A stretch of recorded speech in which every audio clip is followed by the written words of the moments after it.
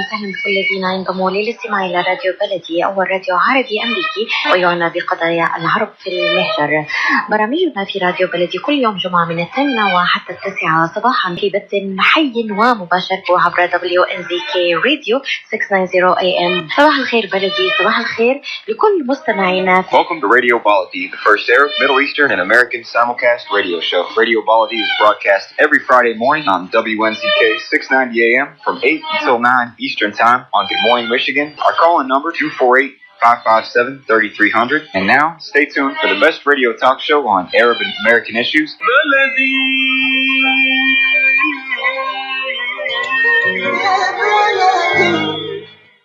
This is Season 4, Episode 35 of Two Guys on Politics. We're broadcast on the U.S. Arab Radio Network on WNZK AM 690 radio each week, as well as on YouTube at twoguysonpolitics.com. I'm Ray Hanania, and I'm with my co-host, former Congressman Bill Lipinski. We got a bunch of topics we're going to talk about. One is the Supreme Court effort to review Trump's birthright order restrictions. Another is Trump's personal attacks against Ilhan Omar in Minnesota and the entire Somali world and Somali community. And then Trump has set up a website that's called Media Offenders. That's on the whitehouse.gov/media bias webpage that we're going to talk about. We're going to talk a little bit about the economy. Wall Street officials are warning of this K-shaped economy. What does that mean? We'll go into it. And I attended a book signing with Dennis Ross this past week, the special advisor to Reagan, Bush, Clinton, and Obama, where he says that the 28-part peace plan on Ukraine is something that Putin put together for Trump and that Trump embraced it. We're going to take a quick break. When we come back, we'll talk with myself and Bill Lipinski and talk about some of these issues. We'll be right back right after these messages. Lead is invisible, but the dangers are real. Michigan's blood lead testing law aims to help identify exposure to lead in young children. All children should be tested for lead at ages 1 and 2. If they've never been tested, they should get a test by age 6. To help your child stay healthy, talk to their doctor about a blood lead test or visit michigan.gov/myleadsafe. A message from the Michigan Department of Health and Human Services. ألو، صباح الخير حماتي. بدي أشكيلك إنه من يوم ما زوجي أكل عندكن آخر مرة ما بقى رضي ياكل من طبخي. كل يوم بيطلب أكلة رز من عندكن. كرمال الله خبريني شو السر؟ بسيطة، هذا رز محمود سيلة. بجد؟ وشو المميز فيه؟ عدي على أصابعك، سهل الطبخ، حبة طويلة، ولونه الأبيض الناصع بزين أي سفرة. وشو كمان؟ شوقتيني. ريحته بتفتح النفس، وبناتي ما بيستعملوا غيره لأنه خفيف على المعدة وبيخليكي نحيفة يا بعدي. أيوة، هلأ فهمت. الله يخلي لي إياكي يا حماتي، صار لازم بدل لرز محمود. الرز محمود سيلة، كل حبة نختارها بعناية من حقولنا الغنية لتصل إلى مائدتك العامرة. اطلبيه الآن من أقرب سوبر ماركت لديك. رز محمود صحي وطيب.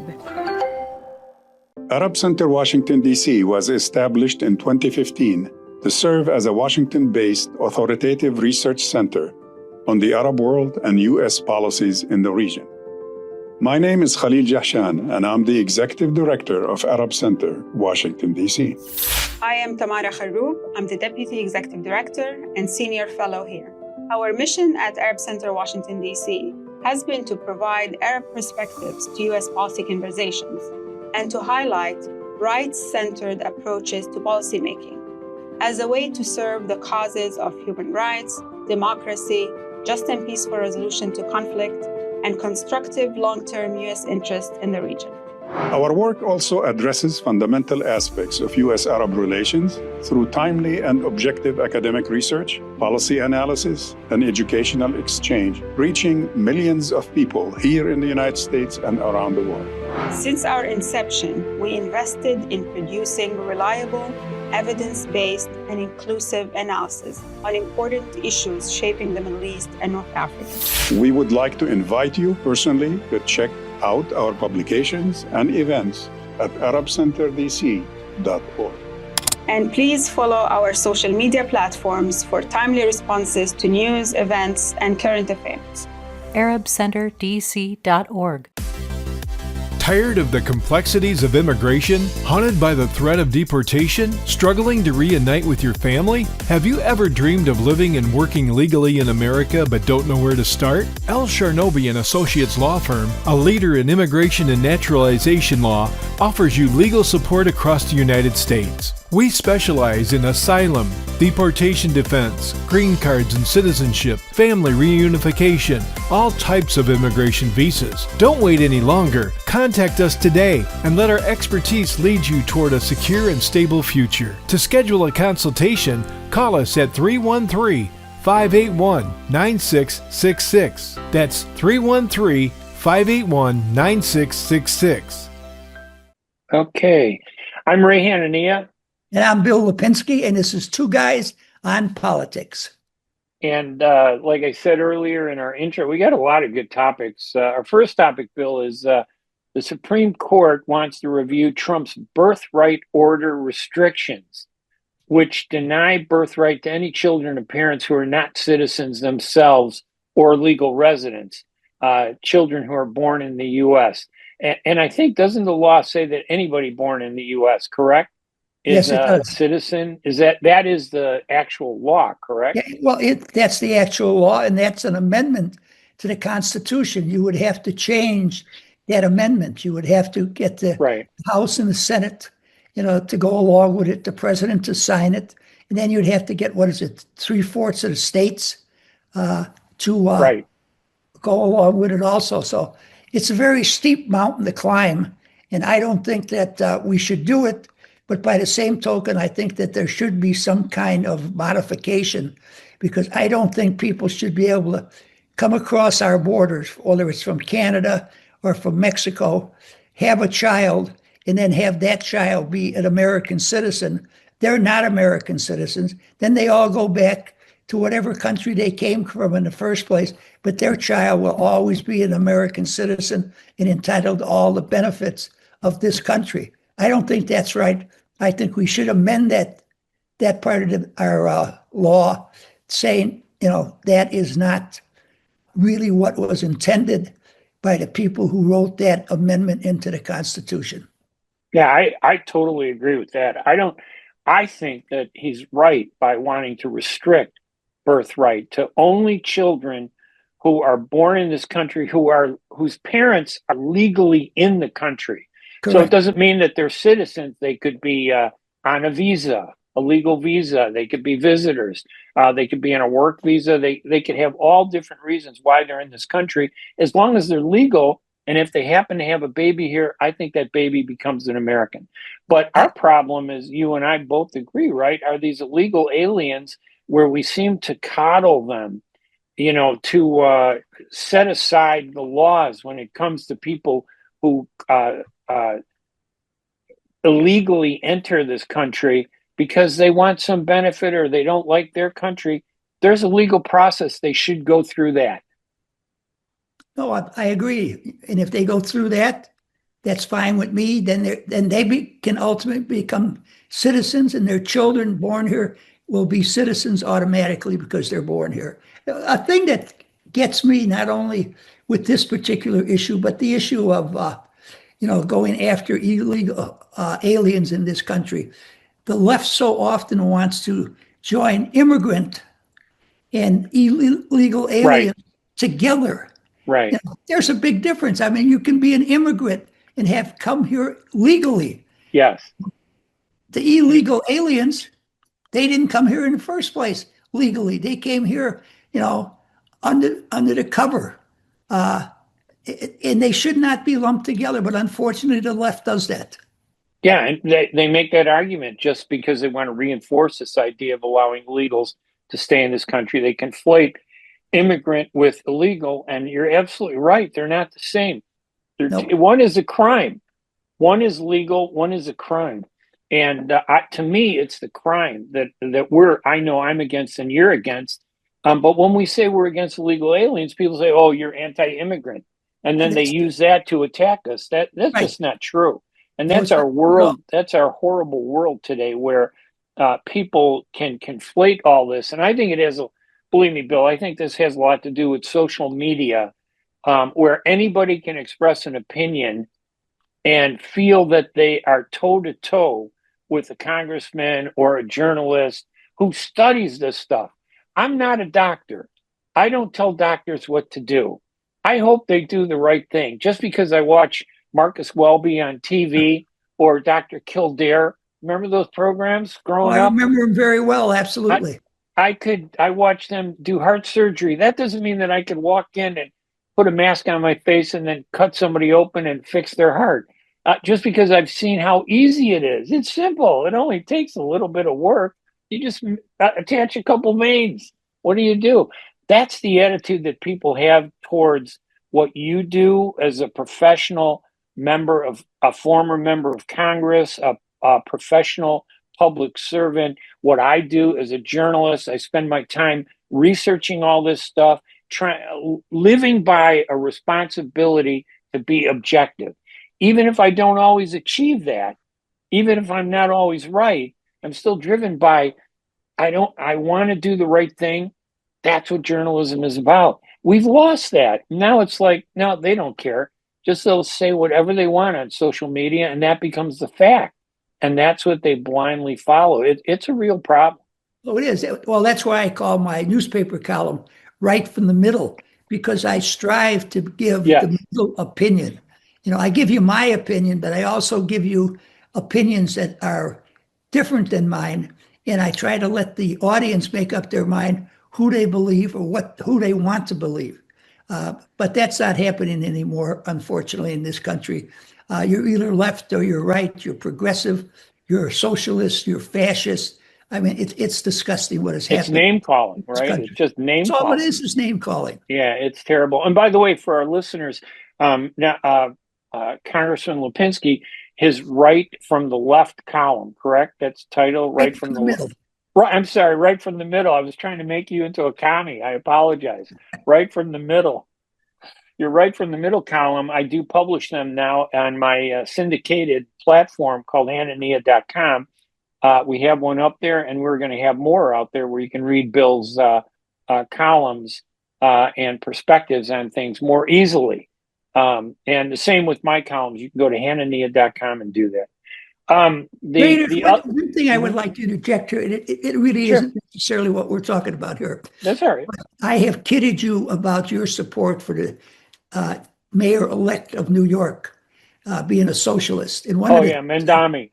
Right. One of the things I've talked to you about. Let me salute Commander Mandami, Comrade Mandami.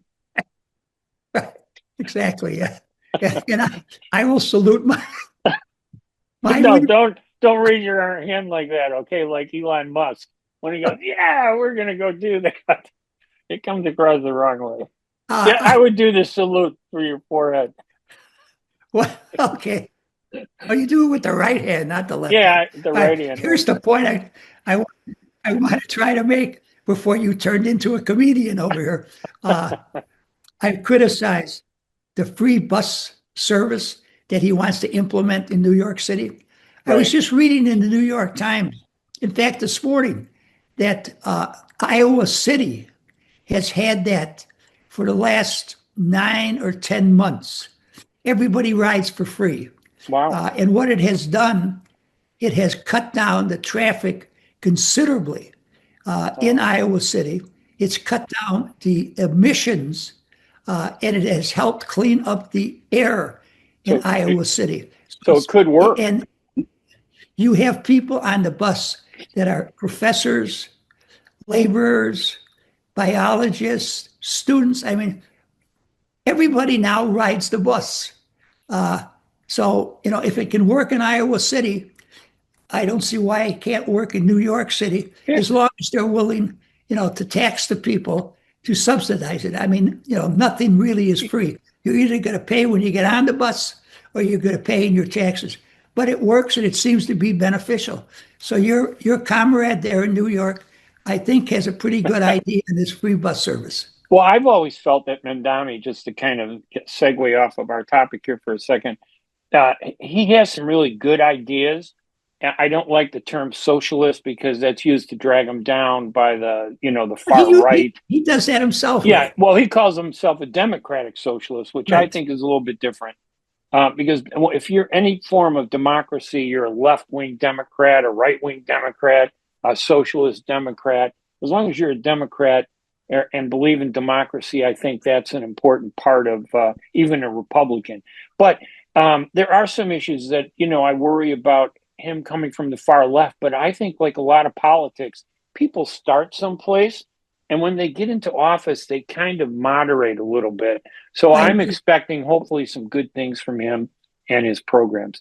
But one thing that happened in New York before he was mayor was the conviction of Juan Orlando Hernandez. He was the president of Honduras, who was convicted in March 2024 for conspiracy to import cocaine to the U.S., drug trafficking, conspiracy to use machine guns, conspiracy to possess machine guns to give to his drug traffickers.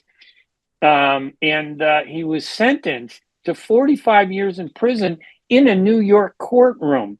Now, Trump pardoned him, I believe it was in October. Or no, excuse me, he pardoned him earlier, and I don't have the exact December 1.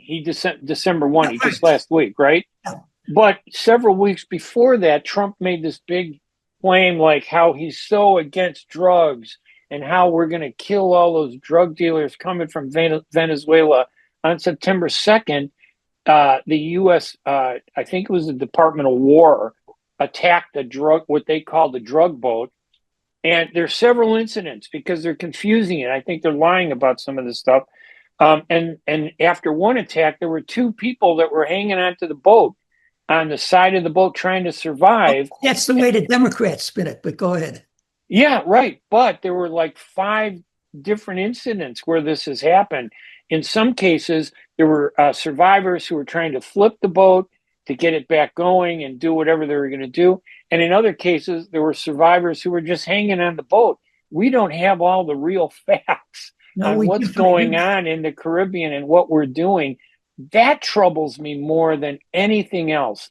It troubles me that we accuse somebody of being a drug dealer without going to court, without providing facts. We just do it. And I really believe the real drive here is Trump wanting to start a war.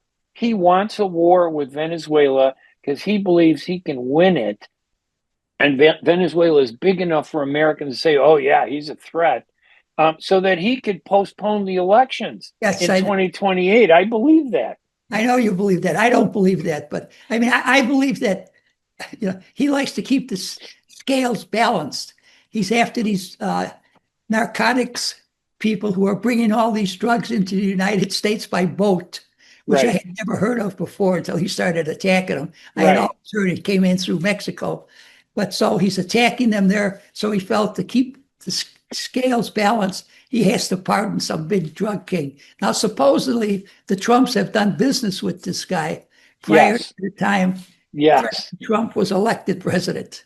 And that's not an unusual pattern because, no, it's not. And before we leave that, I just want to say that Venezuela allegedly isn't the source of the drugs, but they assist in trafficking. The biggest sources of drugs are Mexico, Colombia, Bolivia. They're the ones that produce the drugs, and their cartels, the Mexican cartels, are the ones that distribute it in the United States. Why are we picking on Venezuela? In other words, there's something wrong with his priorities. It's more personal. It's a business thing for him. That's why I believe he's doing this, because there's some political benefit to him. And then look at his pardons. What was this other pardon? I was looking at this in October. He pardoned Changpeng Zhao, who's the owner or founder of the cryptocurrency company Binance. And it turns out that this guy was accused of stealing all kinds of money from investors. But it turned out that this guy, Zhao, was doing more than $2 billion in business with the Trump family. He pardoned this guy because he's an investor in his family but he says business. He's never met the guy. He doesn't really know. Wow. Yeah, I never met Mickey Mouse either, but that doesn't mean that I don't think Mickey Mouse is a good entertainer.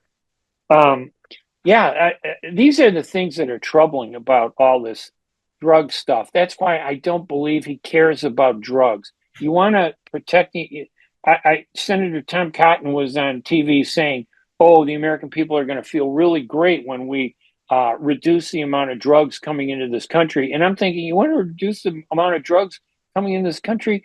Attack Mexico. If you're going to attack anybody, they're the biggest source of drugs in this country, but they don't want to do it, right? No, absolutely. I saw that also this morning. Now, I've never really thought much of Senator Cotton. I always thought he's a rather shoot from the hip. Yeah. And I do not agree with many of the positions he has taken, and I certainly don't agree with his support day in and day out, 1,000%. Of President Trump, but I thought he did an excellent job on that program defending his positions and President Trump's positions. Yeah, he did. But I will say that his foundation of defense is full of holes. Well, that stopping Venezuela is not going to prevent people down the street in Chicago from having and buying drugs. It's not going to have any impact whatsoever. What it will do is it'll help Tom Cotton, a Republican from Arkansas, and Donald Trump, a Democrat who took over the Republican Party and turned it into a cult, that they're going to get what they want to do. They're worried about the midterm elections coming up next year. And I agree with you. They should be. Finally, we got this attack against Somalis and U.S. Representative Congresswoman Ilhan Omar of Minnesota. President Trump calls her garbage. I mean, did you ever think you would hear words like that? And this is not unusual from Trump, to come out of the mouth of a president. You call somebody garbage. You call somebody piggy. You tell somebody to shut up. You buy it. You're at a press conference. There's no respect in the way he presents himself. He just calls, if he doesn't like you, he will call you anything he wants, true or not, just like name calling. That really should be troubling, but for many Americans, it's not. No, that is what is more upsetting to me than what Trump actually has to say. It's the fact that so many Americans think it's perfectly all right for him to do that kind of stuff. I mean, we are losing a great deal of respect around the world because of the way this guy talks. Yeah. As simple as that. And I think it's troubling, his misogyny. Is it real? I mean, I didn't believe it at first. I thought it was all political propaganda. But the more you see it, calling a female reporter, piggy, that's horrible. Not just privately on TV. It makes America look bad. I don't understand how Republican women can put up with that. Like, they don't care. I mean, do you think this misogyny, these attacks against women, the way Trump attacks women, he's attacked all women. Hillary Clinton, I mean, I didn't like her as a candidate, but you don't attack her because she's a woman. Kamala Harris, you don't attack her because she's a woman. There are real issues. It suggests that he's weak on the facts and can't argue the facts, so he has to argue the gender and attack women. That Mary Bruce from ABC that he just went off on during that one press conference during the Saudi meeting with the she's one of the more objective reporters covering. Yes. I will say, in regards to the Cotton interview this morning, I thought he did a very, very good job, because I think the moderator, frankly, is very much left-wing. And I think the questions that she asked him were very pointed questions. She had Senator Adam Schiff on immediately afterwards, a Democrat from California, and she would ask him a question that he could hit out of the ballpark. And he went on talking about it for 4 or 5 minutes. And then when he finally finished, she'd ask him another question that he could hit out of the ballpark again. So it shows the bias of the news media. And that, that is as bad as Trump's position in the names that he calls people. Yeah, to be honest, but what was the other guy that was on with Cotton? Adam Schiff. Adam Schiff, right. Now, I don't like Adam Schiff. No, I don't either. What's amazing to me is that Trump and Cotton can actually, in my opinion, make Adam Schiff look like a good argument, person with a great argument. And I think that's the worst. That's another bad part of everything that's happening. He's horrible. Cotton may be smart, but it's almost like Republicans feel an obligation to defend Trump, even when he's wrong, just because they think that it's in their best interest to do it. Yes, and I agree with you on Adam Schiff. I don't like him.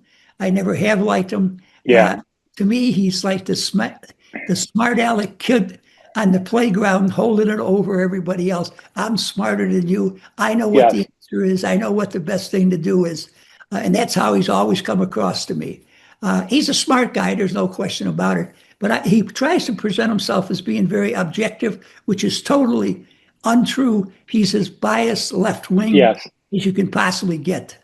That Trump can make him look good, to me, is another crime in my book, all this stuff. All right, we're going to take a break. And then when we come back, we can continue with some of our other topics, the media website that the White House set up, the economy, and then we're also going to talk a little bit about the 28-piece plan proposal in Gaza. So hang tight, everybody. We'll be right back right after these messages. Life for Relief and Development has now been rated as one of the best charities for humanitarian aid. Life's humanitarian projects span the globe, and Life is celebrating its 30th anniversary of providing essential life-saving aid to people and communities in 36 countries, regardless of race, color, religion, or cultural background. Where there is life, there is hope. And when disaster occurs here or around the world, including being one of the first responders to the Turkey-Syria earthquake crisis, Life for Relief and Development rushes in to provide food, medical aid, and shelter to those in need. We are looking to help the earthquake victims, and we take 0% overhead on emergency donations. So please help improve these efforts. Learn more about our involvement to help the helpless and bring hope where it's needed most, and make your tax-deductible donation to Life for Relief and Development now at lifeusa.org or call 248-424-7493. That's 248-424-7493. A car accident can change your life in an instant. As a result of a car accident, you may become unemployed. As a result of a car accident, you may need a lot of medical treatment. People think that insurance companies are on their side. Why? Because they're giving them one or two benefits. Are they giving them all the benefits they deserve? How would one know unless you consult with an attorney? Call the law offices of Jumana Kiruz at 248-557-3645. 248-557-3645. من قلب بافاريا، حيث المذاق يبدأ من النبع. بافاريا سمالت، مشروب شعير بافاريا الخالي من الكحول، الآن بشكل جديد ومنعش ونفس الطعم الرائع. بافاريا سمالت، مشروب شعير غازي خال من الكحول، مصنع من أفضل المكونات الطبيعية والمياه المعدنية العذبة، مع لمسة نبات الجنجل التي تعطيه نكهته المميزة. ولمحبي نكهات الفواكه، تذوقوا بافاريا سمالت بنكهة التفاح الطبيعي وحلاوته المتوازنة. بافاريا سمالت، الانتعاش على أصوله. ألو، صباح الخير حماتي. بدي أشكيلك إنه من يوم ما زوجي أكل عندكن آخر مرة ما بقى رضي ياكل من طبخي. كل يوم بيطلب أكلة رز من عندكن. كرمال الله خبريني شو السر. بسيطة، هذا رز محمود سيلة. بجد؟ وشو المميز فيه؟ عدي على أصابعك. سهل الطبخ، حبة طويلة، ولونه الأبيض الناصع بزين أي سفرة. وشو كمان؟ شوقتيني. ريحته بتفتح النفس، وبناتي ما بيستعملوا غيره لأنه خفيف على المعدة وبخليكي نحيفة يا بعدي. أيوة، هلأ فهمت. الله يخلي لي إياكي يا حماتي، صار لازم بدل لرز محمود. أرز محمود سيلة، كل حبة نختارها بعناية من حقولنا الغنية لتصل إلى مائدتك العامرة. اطلبيه الآن من أقرب سوبر ماركت لديك. رز محمود صحي وطيب. Lead is invisible, but the dangers are real. Michigan's blood lead testing law aims to help identify exposure to lead in young children. All children should be tested for lead at ages 1 and 2. If they've never been tested, they should get a test by age 6. To help your child stay healthy, talk to their doctor about a blood lead test or visit michigan.gov/myleadsafe. A message from the Michigan Department of Health and Human Services. And welcome back to Two Guys on Politics. I'm Ray Hanania. And I'm Bill Lipinski. And Bill, I don't know if you've wandered over to the taxpayer-funded website called whitehouse.gov. No, I haven't. They have put a new section on it called Media Offenders. That's the title. And with websites, titles are behind the page. So when you put your mouse over the link, the words Media Offenders pops up. But when you go to the website, it says, you go there, it'll say misleading, biased, exposed in red. Media Offender of the Week. This week, it's the Washington Post, and it has to do with two reporters, Alex Horton and Ellen Nakashimi, for publishing an article from two unnamed sources claiming that Secretary Pete Hegseth ordered a joint special operations commander to kill everybody, something we just talked about, during an anti-terrorist operation in the Caribbean Sea. And they go through length and length. They provide the sources for the criticism, and then they provide their response to it. Now, I don't think that this is a bad idea if it weren't targeting the media. If he were targeting a topic and saying, hey, this is our story about what happened with the so-called survivors of this attack on the drug boat. Here's our proof. Here's all the information. I would love to see that. Well, I'd love to see that also. But that's not what we're seeing. And it's a big black page with red letters, exposed, the big stamp. It's like very dramatic. You got to go there. It's whitehouse.gov/media bias. I don't think it's a misspending of American tax dollars, but I think it's a misuse of White House information. The White House should be there to present information, not attack people. But he is an attack president, right? I mean, maybe, in fact, the White House, he may, come up with a new name, like, I don't know where, when you're involved in an attack or an assault on another country, they have a title for that gathering. I think that's what he's going to find a new name for the White House that suggests an attack or an assault, because everything about him is attacking. That's his strategy, right? If somebody says something about him, he doesn't respond, he just attacks you. Well, that way he doesn't have to give any facts. Right. Yeah. And that, to me, I'm just, I don't know, even if I were a supporter of his, and I voted for him first time, I voted for him the first time because I couldn't vote for Hillary Clinton. I didn't like her, and I like her even less the more I hear her talk. I bought her book. I read it. It was horrible. I didn't vote for him the second time. I voted for Biden. Biden, I felt, was a disappointment. I don't think he did what he said he was going to do. I'm not sure if it's really old age or cognitive problems. What did Biden do? I don't think he did anything. And the worst thing was the war in Ukraine.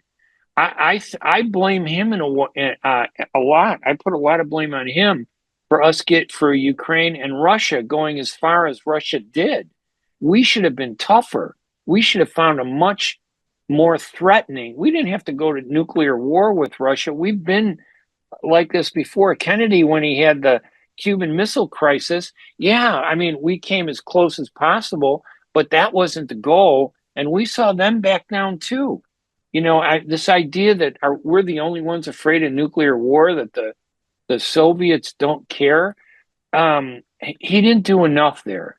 And then, of course, I have the feelings about the Middle East. He allowed the Israeli government, not Israel, but the government, to do what it did, to go way beyond looking for the Hamas targets, to just kill everybody, you blow up a village, you destroy.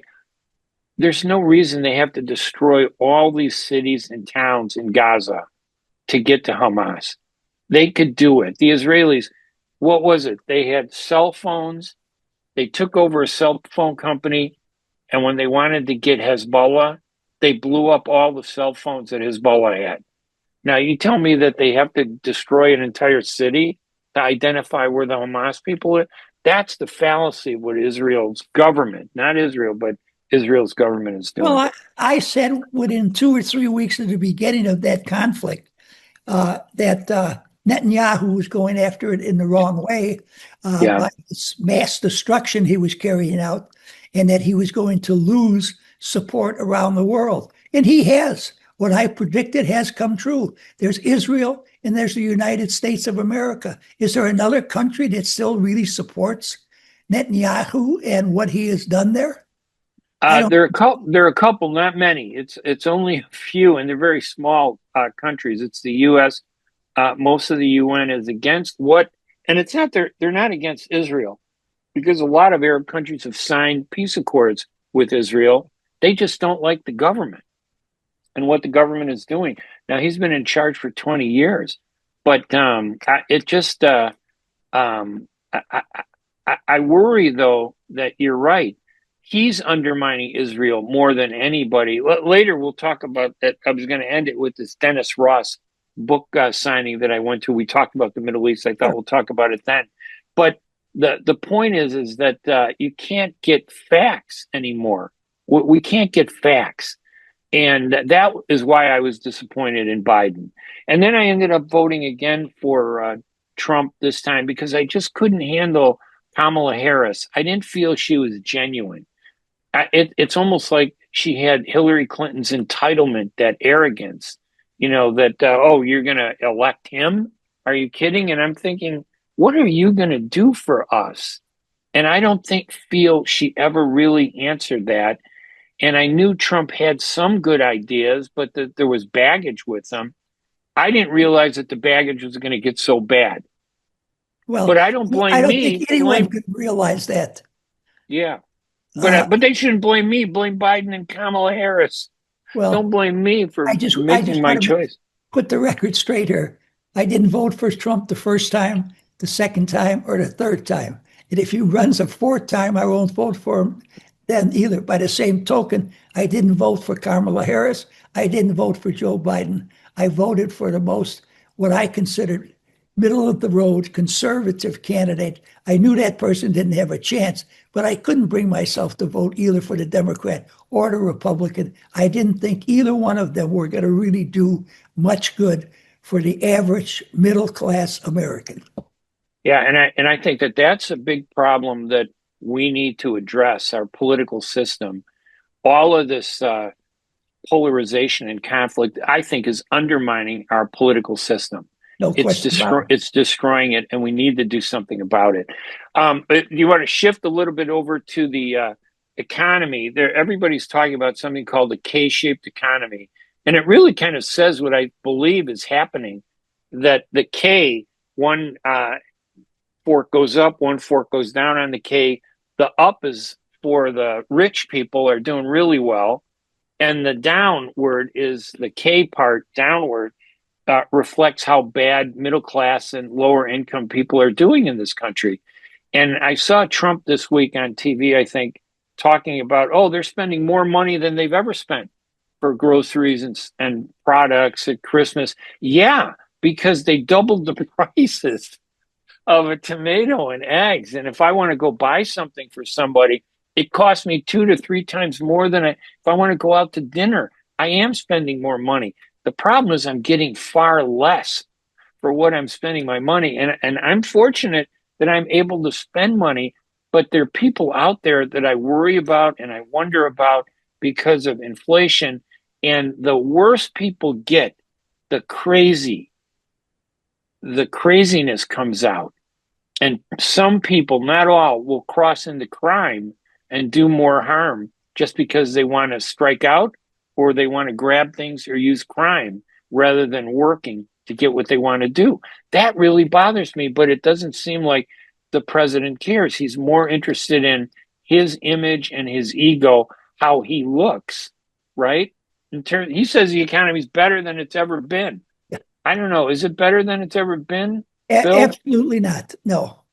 Now, I want to say that, I believe in capitalism. I believe capitalism is what has really built this country, given people enormous opportunity to move from the lower class into the middle class, many into the upper class. And by class, I'm talking about economic income, economic security. All right. But unfortunately, the economy we have at the present time is doing exactly what you said. The people with money are doing well. In fact, they're doing better than they've perhaps ever done before. The middle class is shrinking. The economic poor are getting squeezed more and more. This country is turning into the exact opposite of what it was born to be. It was born ultimately to be a nation of opportunity for everybody. No matter what class you may have been born into in the old country, if you came here and worked hard and you were halfway smart, you could achieve some economic independence. And we're losing that in this country. And we lose that, we're going to lose this country. It's not going to be the country that you and I grew up in, went to work in, became somewhat successful in, all right? And I think that's going to be a terrible loss for us. Yeah, and I think what we really need, and this washing over the problem with bluster, the way Trump does. And he says, oh, the economy is better than it's ever been. Yeah, because there are some examples. I did see that yesterday the gasoline price was under $3 a gallon. But does that make it any better? Yeah, sure, I'm saving 20 cents a gallon, from what it was the week before, but it's been horrible. I've spent the whole year spending more money for gasoline, and now I'm going to get a brief reprieve. I'm not even sure why or what he did, but it concerns me because the economy is our foundation. And if we're not taking, I know that we don't do a good enough job taking care of the poor. We should be able to do better. And separate the poor from those people who exploit welfare and poverty, because there are people that do that. They just don't want to do it. And we make it easier for them to not do what they need to do than we make it easier for those who are incapable of standing up on their own to actually stand up on their own. The system is skewered and nobody's addressing that. And now I think the middle class is hurt. I think that 15 years ago, if you were called a socialist, you were persona non grata. Everybody associated that with communism, a dictatorship. Today, you know as well as I that is not the case. Now, you can say what you want, pro or con, about the new mayor of New York City. And I'm not going to go after him in one way or another. But he proudly says he's a democratic socialist. And he received tons and tons of votes. The mayor of Portland, Oregon, the mayor of Seattle, Washington, those two may not call themselves socialists, but their policies are definitely socialistic policies. The same way with the mayor of Chicago. He never says anything about being a socialist, but many of his policies are socialistic, and many people support this. I mean, it has become, it's no longer a word that makes you persona non grata. It is now a word that people accept. Oh, so he's a socialist. He believes in a certain form of economics. There's really nothing wrong with that. Well, that is totally contrary to the way this country developed from 1776 up to maybe about 10 years or so ago. Yeah, and I also think that words have lost their meaning. So in a combative, polarized world that we live in, every word suddenly means worse than it really means. When and I know we're not debating Memdami, the mayor of the soon to be sworn in mayor of New York City, but when you look at his policies, I like his policies. I don't view them as socialist like Fidel Castro or Khrushchev. The word socialism. They were communists, though, Ray. They weren't really socialist. Well, but they would talk about the socialism as the basis for their foundation and stuff. And just the Soviet Socialist Republic. Exactly. The word socialism was associated with communism and a threat to America. I don't think that the socialism that we're seeing is that type of threat to our country. I think it's just a label for wanting to help the poor, wanting to, provide more services to families. I mean, there are a lot of programs that I think are really good that have been labeled socialist. Don't you agree that 15 years ago, if you were called a socialist, you were going place in politics? It was over. I remember the LaRouches. You remember the LaRouches? They snuck in that one election where they won a statewide election, I think. And then people were surprised. How did they get in? Two different categories, yes. Right, yeah. So, but I think it's different. I think today the meaning of the word has no meaning. It's just a label that's turned into a club. You want to switch and talk a little bit about the 28-point Ukraine plan? I mean, first of all, overall, here's a real serious problem that we're not addressing either. There are a lot of international problems like Gaza. I don't think we're doing it the right way, but this 28 plan for Ukraine, let's talk about that a little bit. Okay. At first, it sounded like it was a good idea until you started hearing the points, the 28 points. Have you looked at the 28 points yourself at all? At 28 points. Originally, it was also said that it was President Trump's position, this 28 points. As time has evolved, it's become more and more that it was actually put together by the Russians, by Putin. He gave it to Trump. Trump put it out as his plan. Now, he has disassociated himself from it when he met with so much of a kickback from so many people in this country. But that, to me, Trump is trying to figure out a way where he can take care of his buddy Putin.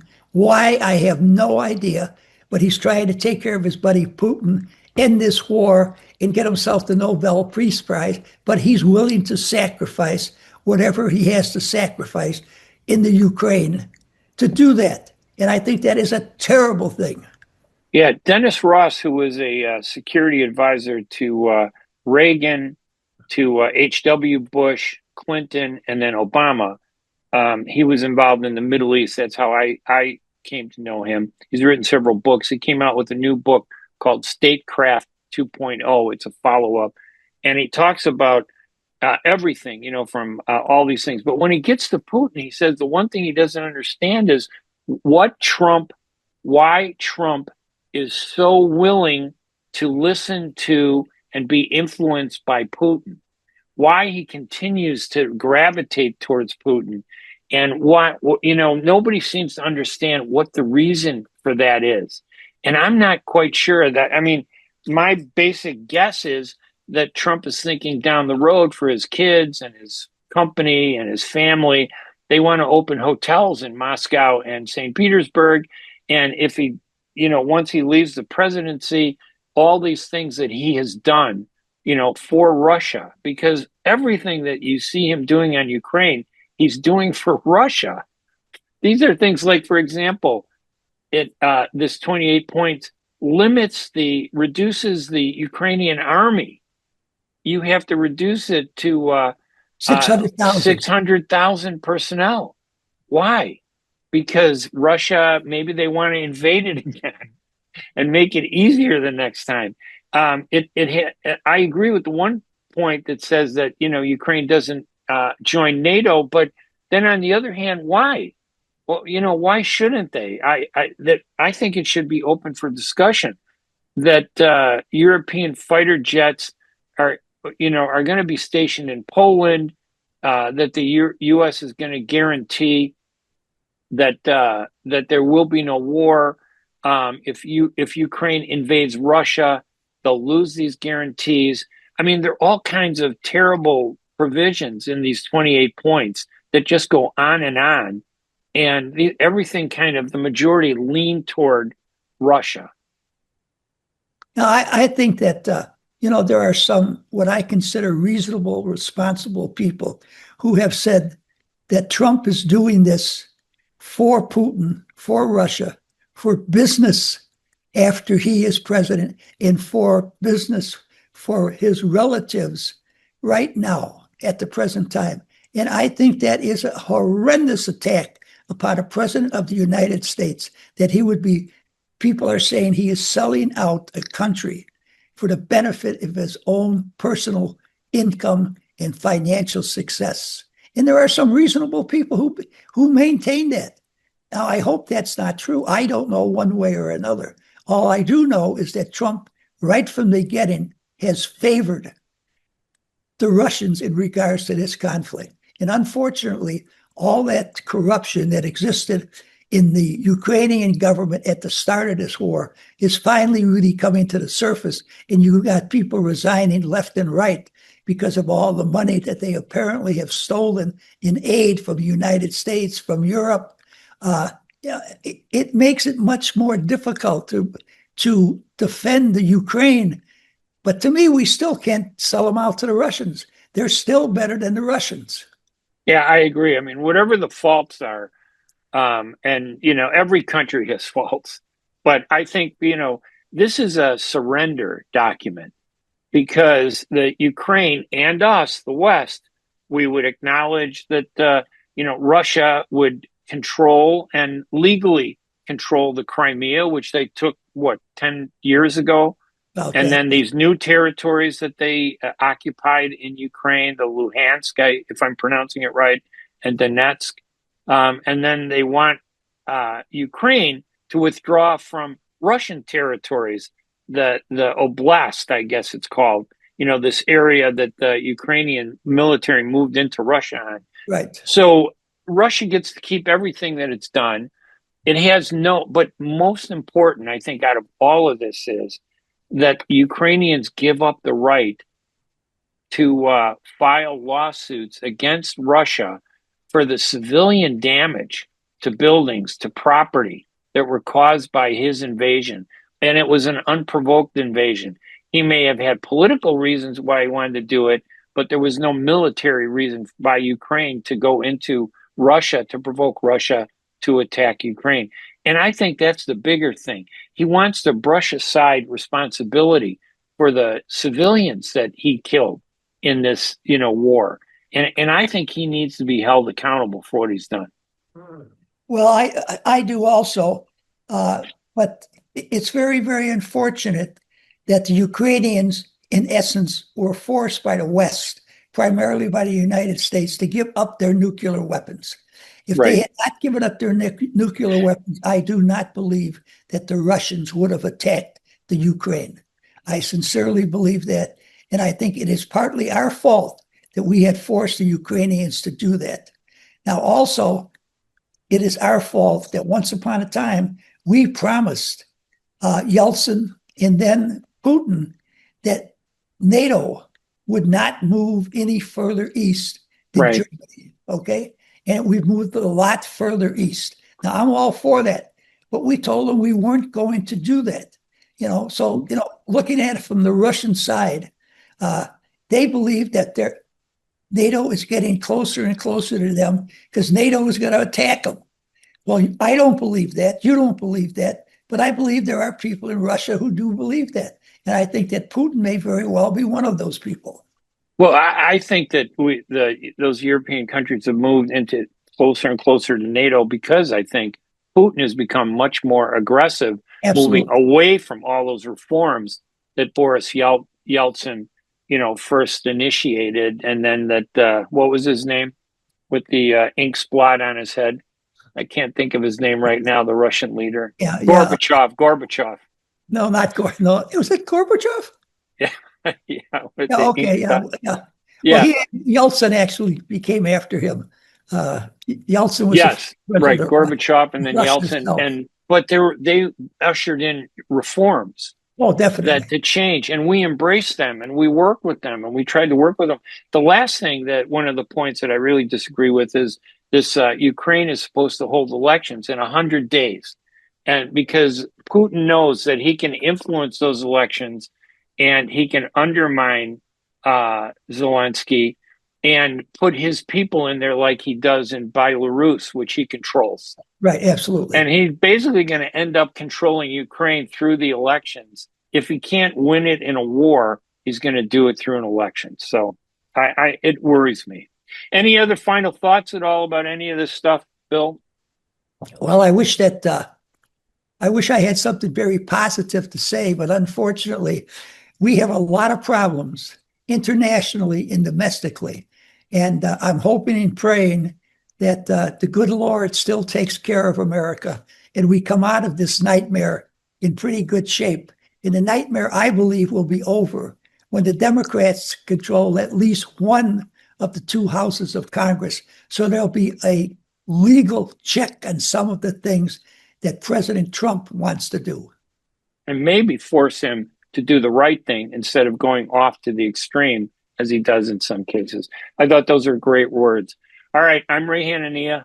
I'm Bill Lipinski, and this is Two Guys on Politics. All right, we will see you again. Thank you so much, everybody, for listening. We'll talk to you later. Bye-bye. ألو صباح الخير حماتي. بدي أشكيلك إنه من يوم ما زوجي أكل عندكم آخر مرة ما بقى رضي ياكل من طبخي. كل يوم بيطلب أكلة رز من عندكم. كرمال الله خبريني شو السر؟ بسيطة، هذا رز محمود سيلة. بجد؟ وشو المميز فيه؟ عدي على أصابعك، سهل الطبخ، حبة طويلة، ولونه الأبيض الناصع بزين أي سفرة. وشو كمان؟ شوقتيني. ريحته بتفتح النفس، وبناتي ما بيستعملوا غيره لأنه خفيف على المعدة وبيخليكي نحيفة يا بعدي. أيوة، هلأ فهمت. الله يخلي لي إياكي يا حماتي، صار لازم بدل لرز محمود. رز محمود سيلة، كل حبة نختارها بعناية من حقولنا الغنية لتصل إلى مائدتك العامرة. اطلبيه الآن من أقرب سوبر ماركت لديك. رز محمود صحي وطيب. Ziyad brand.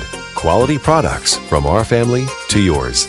Ziyad Brothers Importing offers the finest quality products, including brands like Sultan, Kraft, Nestle, Hook, Rico Picon, Dana, and many more. Ask your retailer to carry these fine products because you deserve the very best. For more information, visit our website at www.ziyad.com. That's www.ziyad.com. Ziyad, quality products from our family to yours. Lead is invisible, but the dangers are real. Michigan's blood lead testing law aims to help identify exposure to lead in young children. All children should be tested for lead at ages 1 and 2. If they've never been tested, they should get a test by age 6. To help your child stay healthy, talk to their doctor about a blood lead test or visit michigan.gov/myleadsafe. A message from the Michigan Department of Health and Human Services. With more than 30,000 successful in vitro fertilizations, IVF Michigan is now ranked as one of America's best fertility clinics according to Newsweek magazine. IVF Michigan fertility centers are the recognized leaders in high-quality fertility care. With locations in Bloomfield Hills and 9 other cities in Michigan and Ohio, IVF has experts in all aspects of the field. A founding member, American board-certified Dr. Nicholas Shama, is one of the leading reproductive endocrinologists in Michigan and Ohio. He has performed over 20,000 successful IVF cases, and it's helped thousands of couples fulfill their dreams of parenthood.